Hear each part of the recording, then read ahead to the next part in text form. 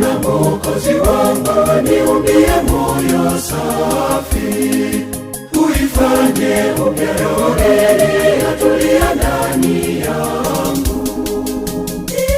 Nitende kazi yako kama utakavyo wewe Bwana, nijalie moyo wa majitoleo na ukarimu maisha yangu yote. Nitende kazi yako kama utakavyo wewe Bwana, nijalie moyo wa majitoleo na ukarimu maisha yangu.